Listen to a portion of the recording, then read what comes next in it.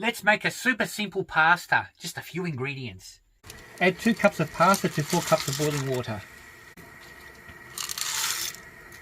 Give it a stir and cook the pasta until it's al dente, which means slightly undercooked. We've got a whole bunch of cherry tomatoes. Let's chop them up. Finally, chop some garlic. You probably need about 1 teaspoon of garlic, or half a teaspoon if you don't want too much.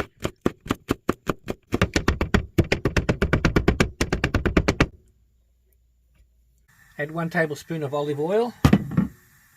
Lightly fry the garlic in olive oil. Once you can smell the aroma of the garlic and it's all looking good, add the tomatoes and half a cup of water.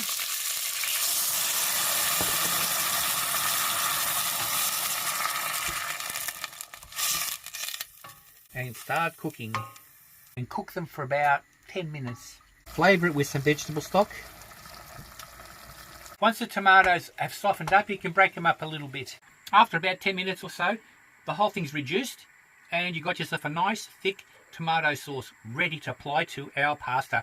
Grate up some Parmesan cheese. Once the pasta's cooked, drain it.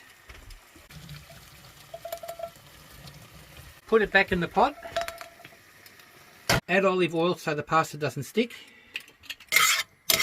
And give it a quick stir. Let's plate it up.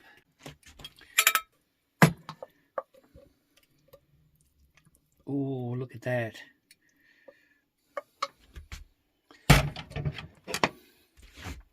Add some Parmesan cheese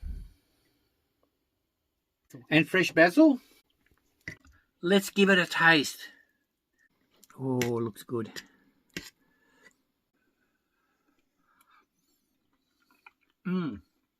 Nice and intense. The tomatoes have reduced. There you have it, a simple cherry tomato pasta. Scrumptious.